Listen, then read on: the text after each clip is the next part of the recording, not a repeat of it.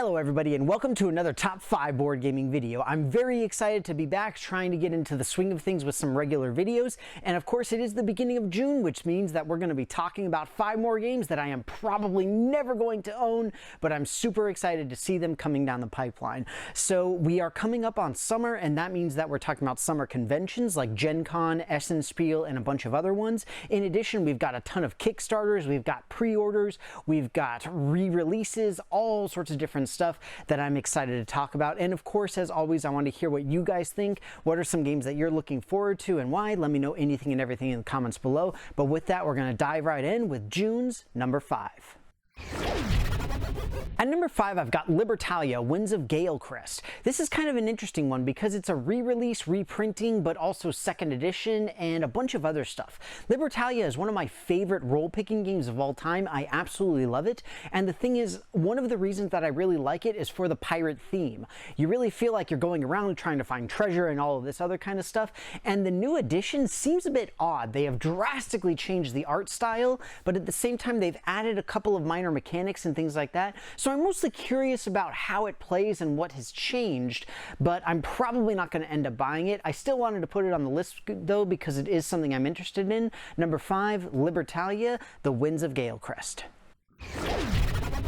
At number 4, I've got Arcs. This is a game that is currently on Kickstarter and is a space opera similar to things like Twilight Imperium and things of that nature. And the fact is that it is huge. This is meant to be a 3-round scenario style game, kind of like a Legacy mixed with a Twilight Imperium sort of shtick.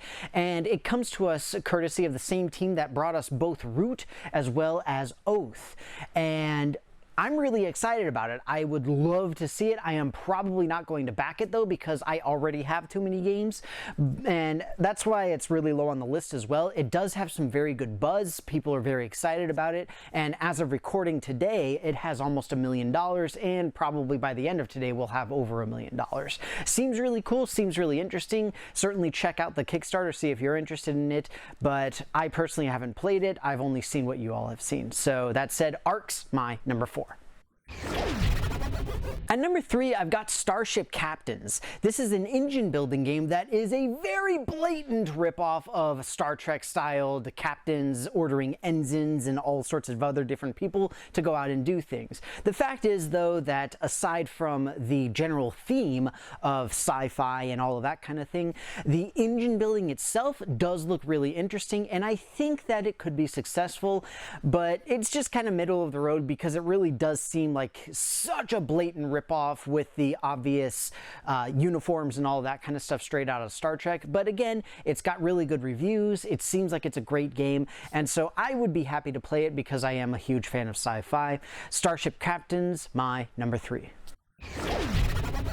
At number 2, I've got Crescent Moon. This is a game that seems relatively unique. It's a combination of asymmetric starting positions as well as area control. I love these types of games. I am absolutely a sucker for asymmetry, and area control games can be hit or miss, but I tend to like them more than I don't.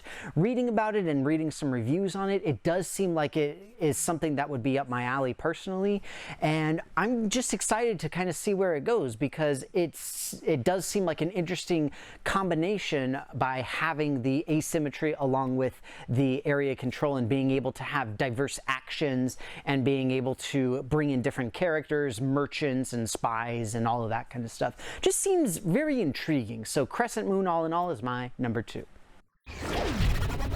At number 1, I've got My Father's Work. This is hugely into my personal bias of game types in that we have not only the scientific aspect of doing research and experiments, but also the love of sci-fi and the original sci-fi of Frankenstein, in that you have found an old journal that has information about how to do some kooky crazy experiments, and you have to keep the townspeople happy so they don't create a mob and come after you.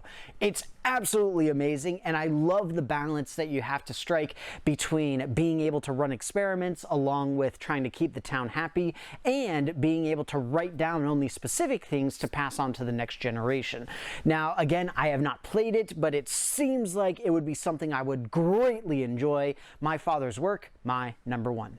Well, everybody, that's going to be it for me. I hope that you enjoyed this top 5 games that I'm excited about for June that I will probably never play or own, but more so, I am glad to be at least trying to get back into the swing of things as far as doing some regular videos. Hope that you all enjoy it. Of course, as always, please let me know anything and everything you think in the comments below, because you know I love to hear everything from you, including some more tips about how I can potentially improve my studio that I've got here.